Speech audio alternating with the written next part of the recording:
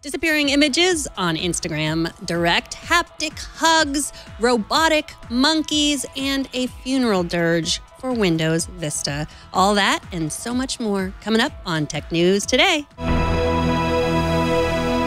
This is Twit.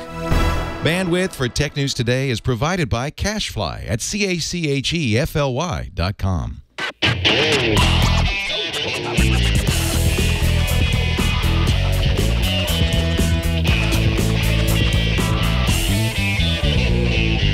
This is Tech News Today, episode 1744, recorded Tuesday, April 11th, 2017.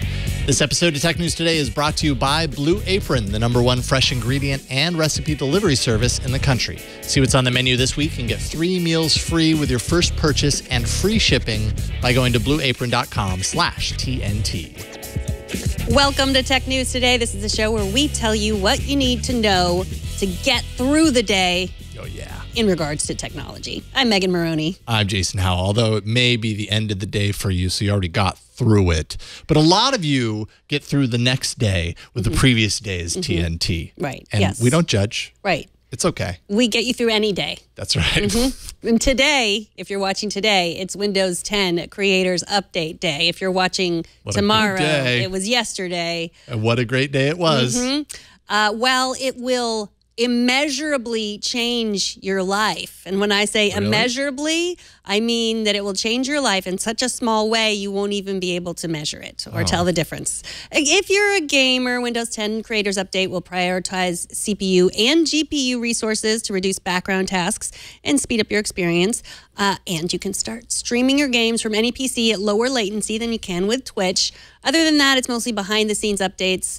Unless you can't wait to get it, Paul Thurrott from Windows Weekly suggests that you see how the upgrade goes and then you wait 2 to 4 weeks and then get the Creators Update on your own schedule. So don't rush to update right now. See if everyone starts complaining about it, and then you're like, "Whew, I was pretty smart. I didn't do that." Yeah, I mean, unless you cannot wait. Yeah. Get it if you can't wait, if you enjoy being the first one. The anniversary update was sort of a mess. So if you enjoyed that mess, if you thought that was a beautiful mess, go for it. Get it. Go to Thurrott.com and you can see the ways to get it now, the ways to get it later. You can put this off for 4 months.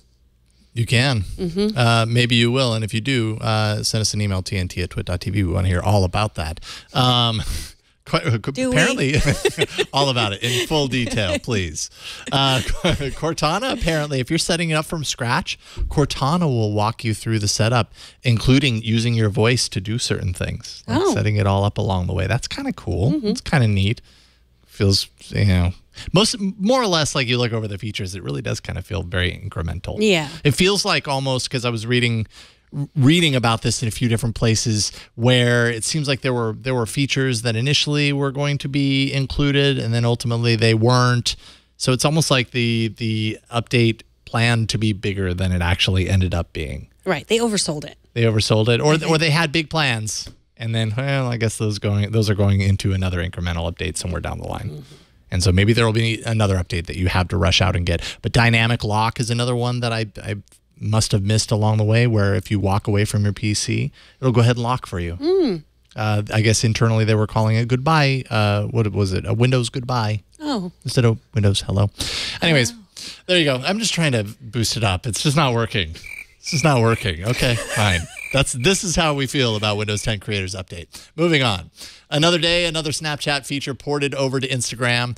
An update to Instagram Direct brings ephemeral messaging into the app's one-on-one and group messaging functionality, allowing for the sharing of disappearing photos and videos inside the chat threads and outside of the existing bubble up top approach that they had. If you were in Instagram Direct, you would see those bubbles up top. That would kind of signify that those were ephemeral messages. Now it's integrated into the threads.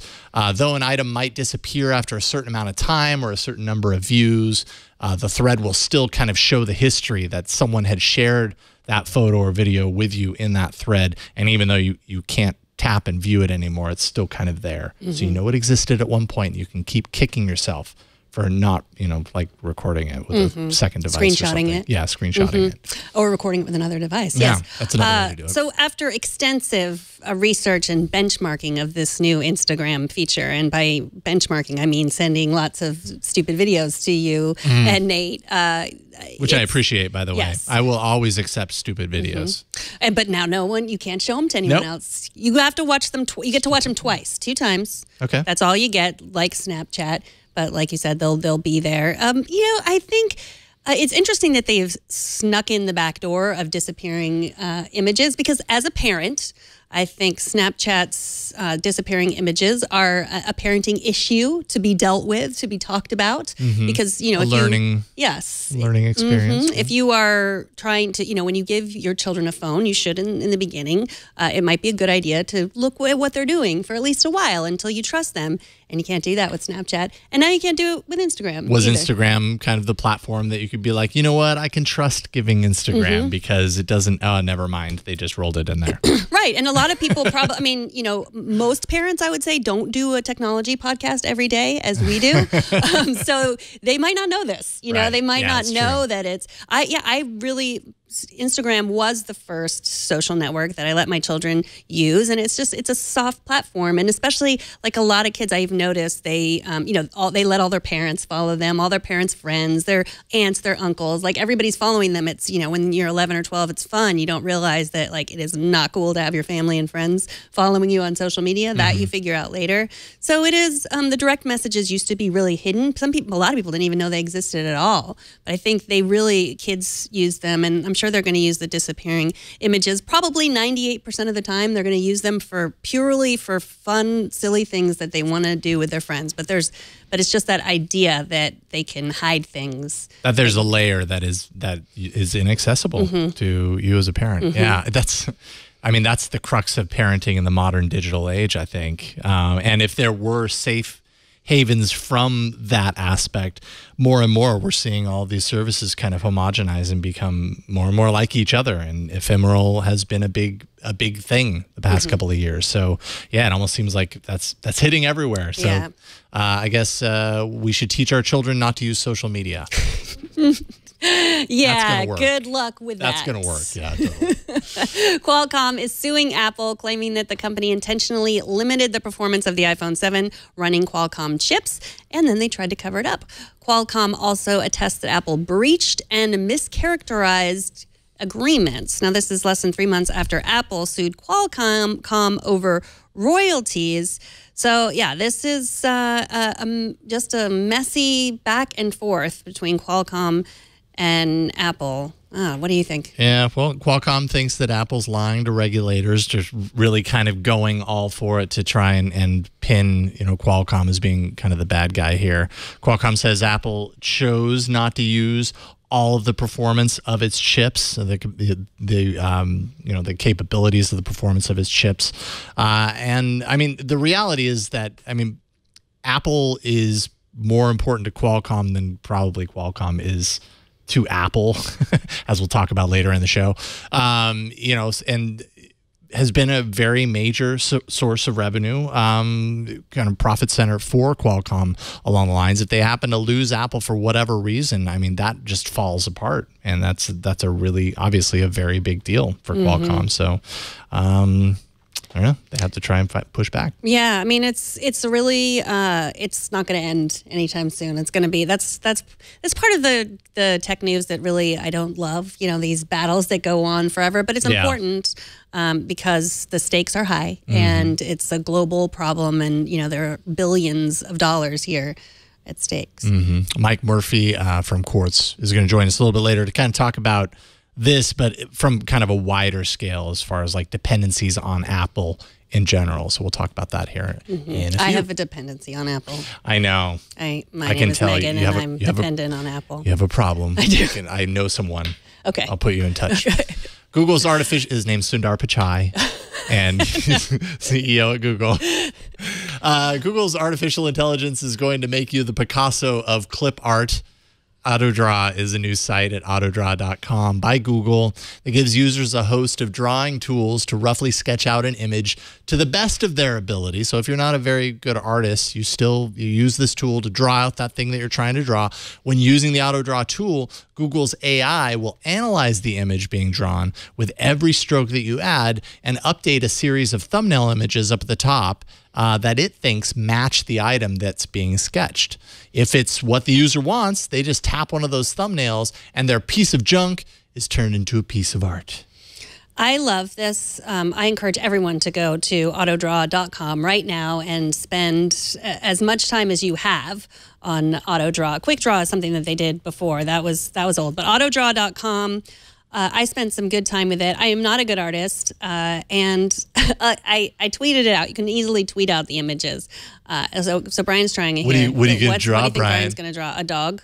Hat. No. Google thinks it's a mushroom. It thinks it's pants. It thinks it's a bathtub. This is a bed. A bed. It's a dog. It's a dog, hippopotamus. Like I said. I know. There's the dog. You see the dogs up? You can see the dogs up top? Oh, hippo. Of course it's a hippo. But they doesn't know it's a hippo, so it's not a good hippo. Maybe that. Do you see it? You can choose up top. I think I know. Got the teeth. It's a good hippo. That was the problem too. Nathan, like Brian, you are both good artists, so you actually. No, not a wiener dog. Yeah. Not a wiener dog. So. Not a boxer. Right. A bear. So it takes what you draw and it tries to guess, and then gives you shapes, and so that you can auto insert those shapes that are drawn better. Well, potentially better than what you drew in there. Well, I think the AI is based on bad artists like myself. That's what I've found. There's some really, so yeah, you save it, you can tweet it out or share it on whatever social media that you have. I went to hashtag Autodraw on Twitter and found so many pictures of penises. I'm sorry, drawings, but that's what you find there immediately. And Google doesn't recognize it. It doesn't give you. Well, it's kind of doesn't give you a fleshed out version of that. No, it doesn't. Also, sorry.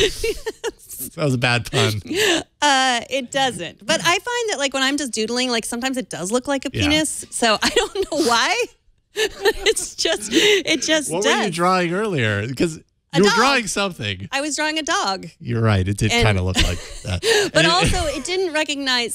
Someone tried to draw a picture of a cigarette, and it didn't recognize that. It just didn't show. And I tried it too. I tried a very realistic picture of a cigarette, and it didn't show that, which is fine, I guess. But then it's like they're already it's like someone was in charge of saying like, hey, we don't want people to be able to draw cigarettes. Like cigarettes are a part of art. Like I don't, it's one of those things where you get like, oh, Google, you're all up in my business making the choices that I want to make myself. They're protecting us from the better drawn versions of some of these things. Smoking is dangerous. It causes cancer, etc. Yeah. But I don't want. Sometimes you want to draw a cigarette. Sometimes you want to. Maybe you want to draw a cigarette to say don't smoke. Yeah, that's true. That's a really good point.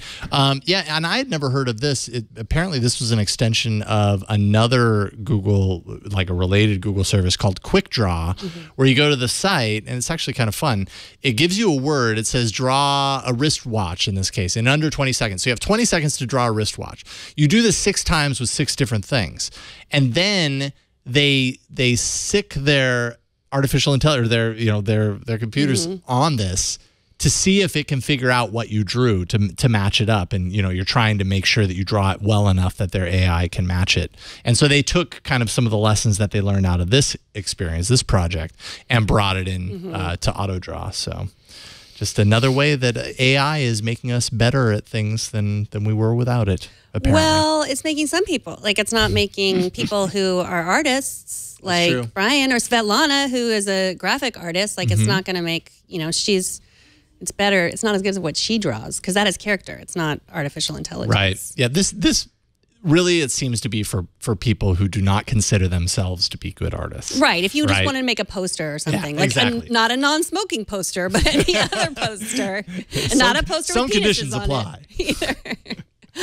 A new Kickstarter lets you hug your children remotely. Hat tip to The Verge, who pointed me to ParaHug, a huggable friend designed to keep you connected to those who you love most. Peri, that stands for Paribus Huggus, is a battery-powered, Bluetooth and Wi-Fi connected stuffed animal with a twin. You take one on your very important business trip and leave one at home with your kid. Then when you hug, the twin hugs back from miles away. It's so for $75, you can be one of the first to have a Peri of your own if they reach their Kickstarter goal. I think this is the future of no one ever touching each other again. It's all going to be haptic responses forever. Because there's nothing quite like the warm embrace of a robot. Yeah. No, I guess there's a few things I like about this. A Bluetooth internet connected, Wi-Fi connected toy we've just heard so many horror stories about that. Yeah, true. Yeah, right. And I just think, to me, it's sort of this is playing on the fears of parents who are just like, I have a job and I have to be away from my child. I can't do it. You can. Someone else can hug your kid. It doesn't have to always be you. Well, they make the case that, yeah, right, like for years, when the parents leave their children or they go away, and even if you talk on the phone or even if you do a video chat or whatever, there's an element that's missing. It's just kind of weird, and this is a way to kind of bring that connection back. But like when I think about it, it's still a robot that's hugging you. Maybe there's some comfort to be thought about, comfort in the idea that when the robot is clenching, its arms around you. You use the word clench. That doesn't. Well, I mean, when it's giving you a bear hug, it might.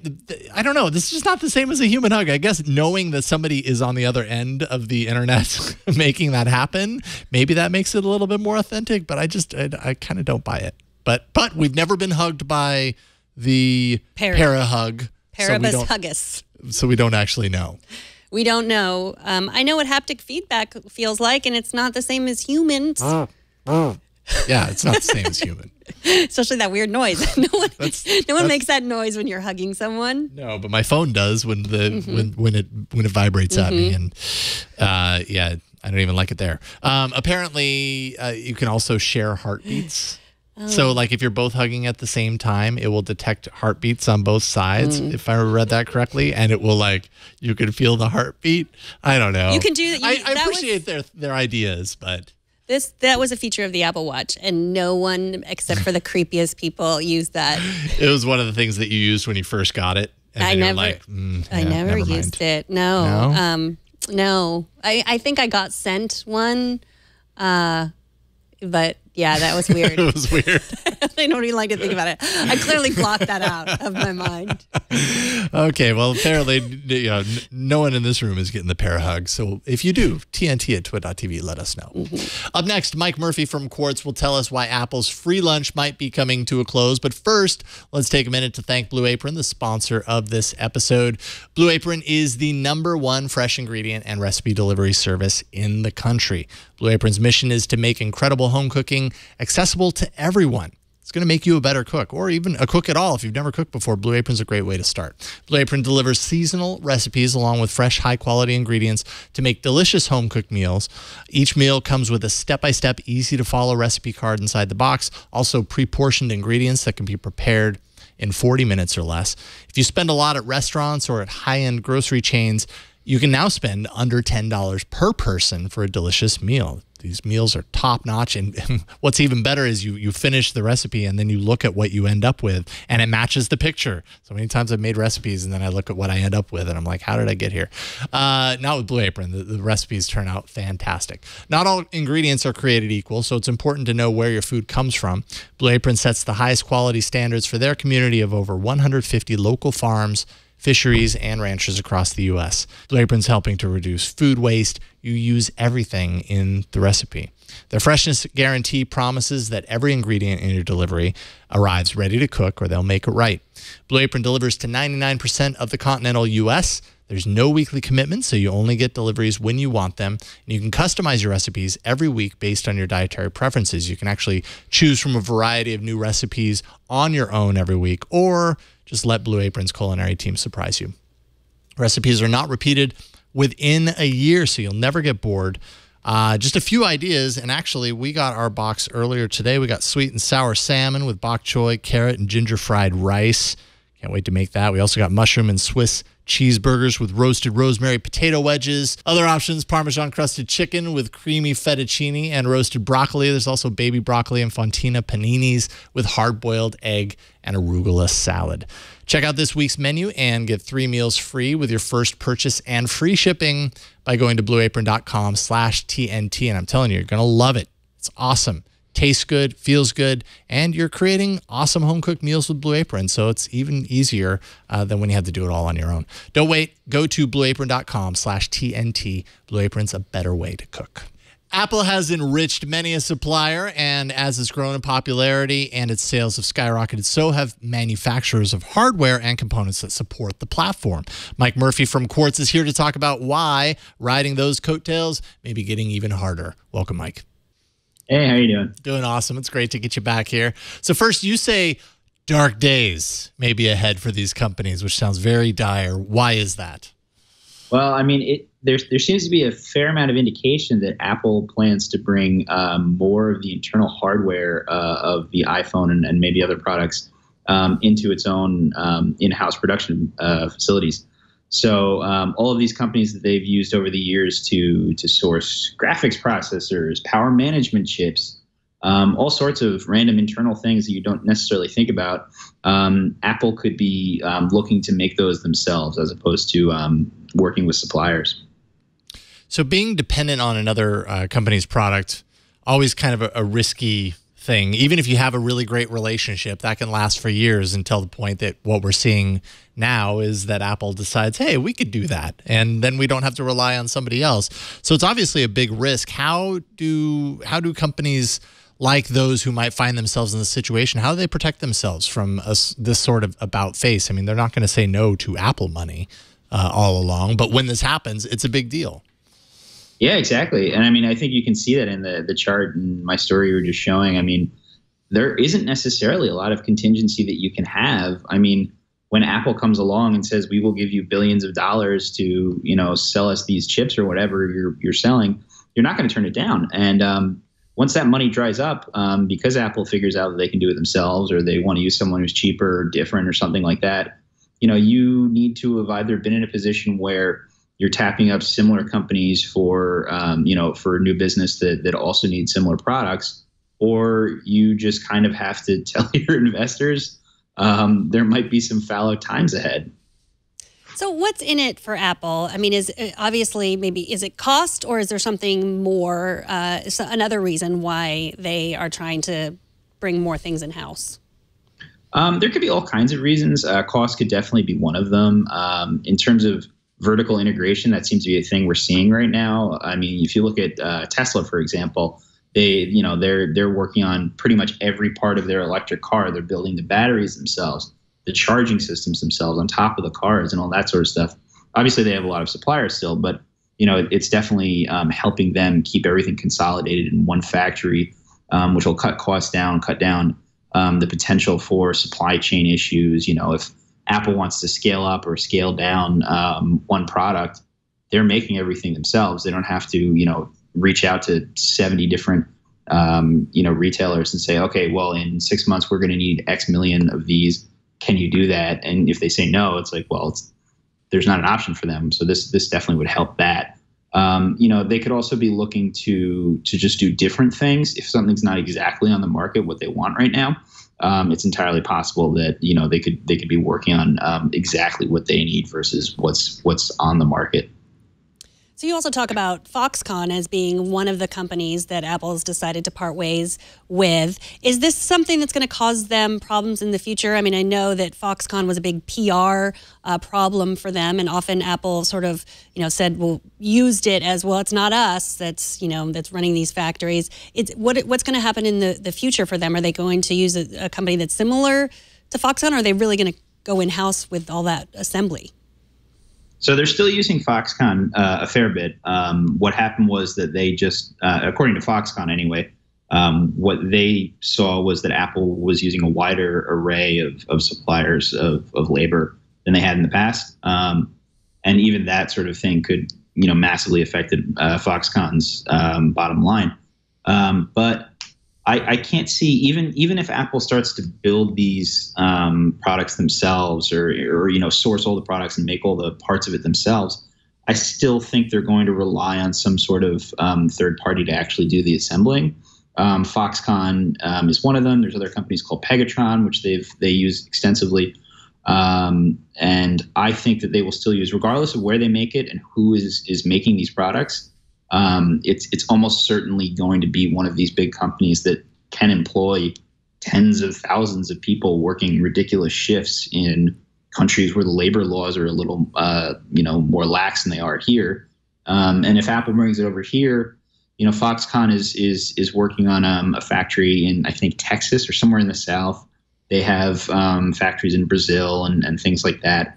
So it could definitely be the case that even if Apple is sourcing and making every part of this, that they're just going to rely on someone else's workforce to actually assemble it. Are there other suppliers kind of in Apple's supply chain in other ways? I mean, we talked earlier in the show about Qualcomm and, the Apple's dispute with Qualcomm and vice versa, Qualcomm's dispute with Apple. I mean, are they kind of in these crosshairs as well? Is it easy to kind of look at the relationships that Apple has right now and be able to point to other manufacturers of components that probably should be making their own plans, so to speak? Well, I think Samsung would probably be a pretty big one, given that they're one of Apple's biggest suppliers, whether it's in batteries or I think in the past displays. There's a huge rivalry between those two companies when it comes to mobile devices. I don't think we're necessarily going to see something like what's happening with Qualcomm and Apple.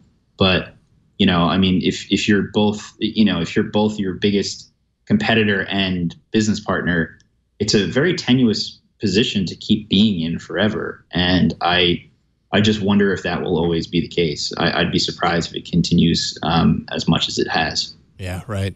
Okay, so shifting gears entirely, but it was hard to let this story go. We've seen many times how robots can do the darndest things, but you wrote about something today that has me worried that we might actually be on the cusp of a robot Tarzan at some point.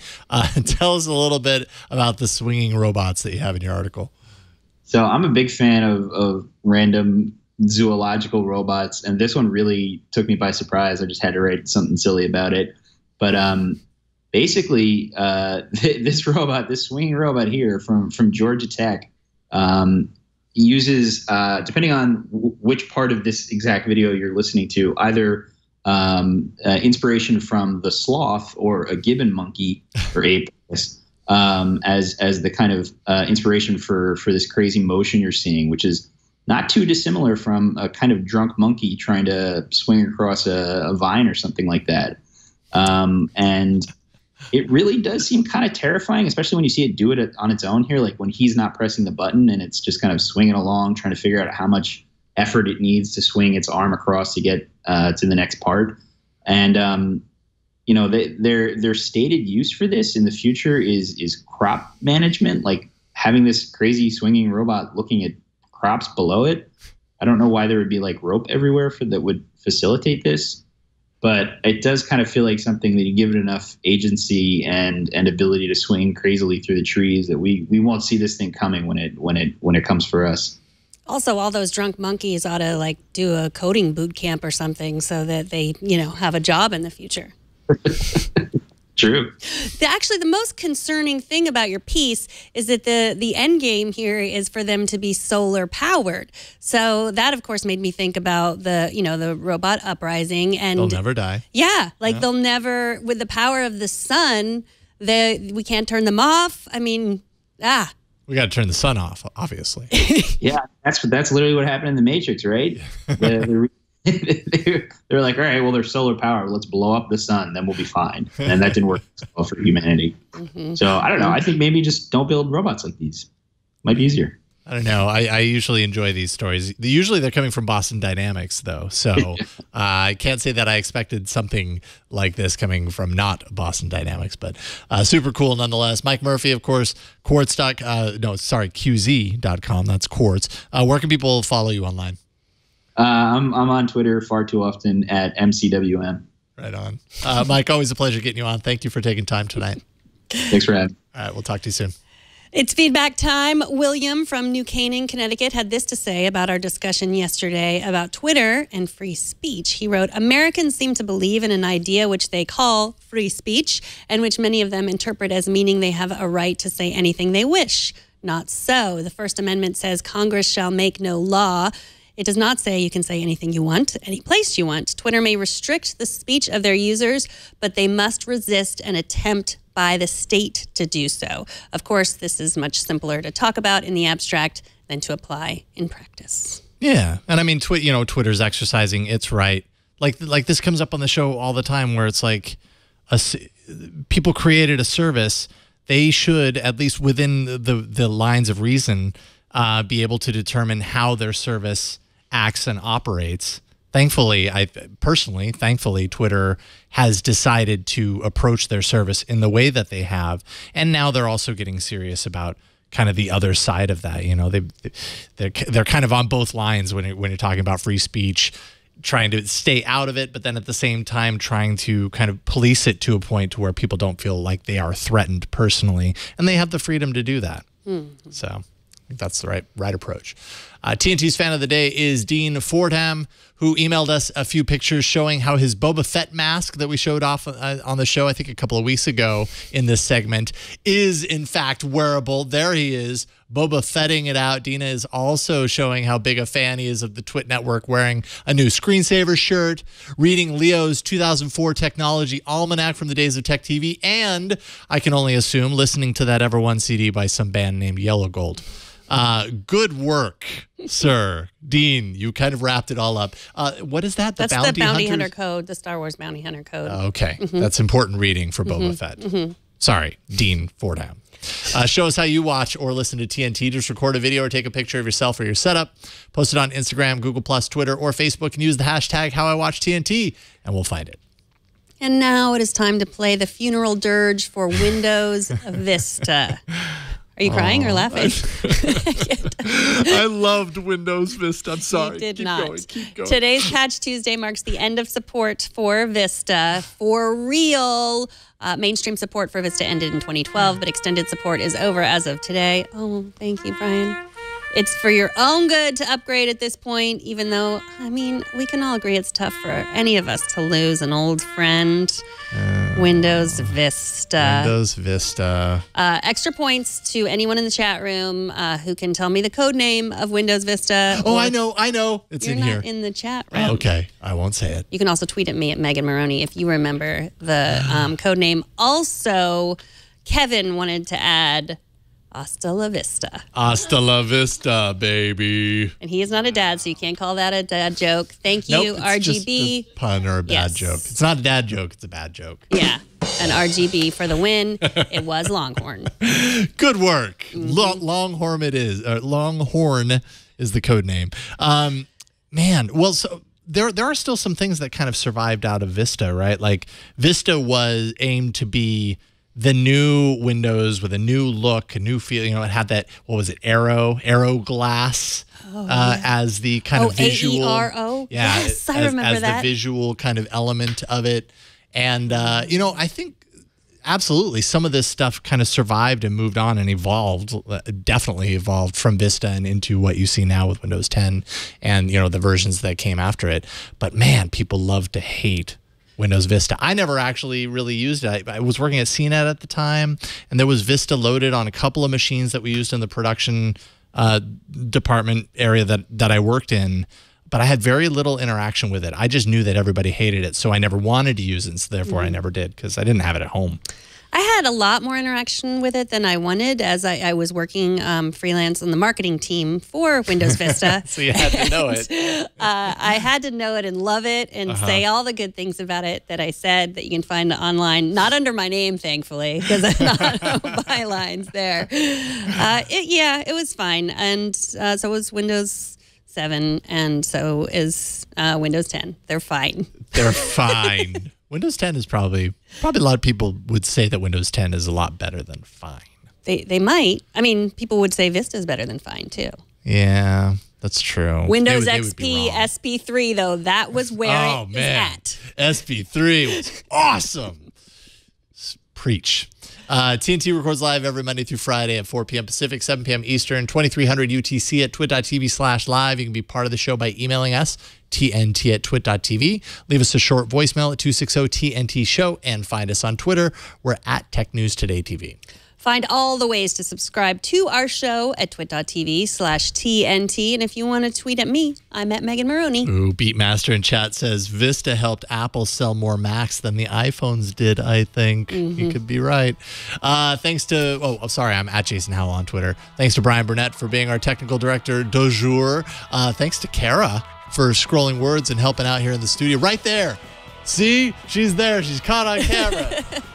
Thanks to Kevin for editing the show, as always, and thanks to you for talking tech with us today. We'll see y'all tomorrow. Bye, everybody. Woo.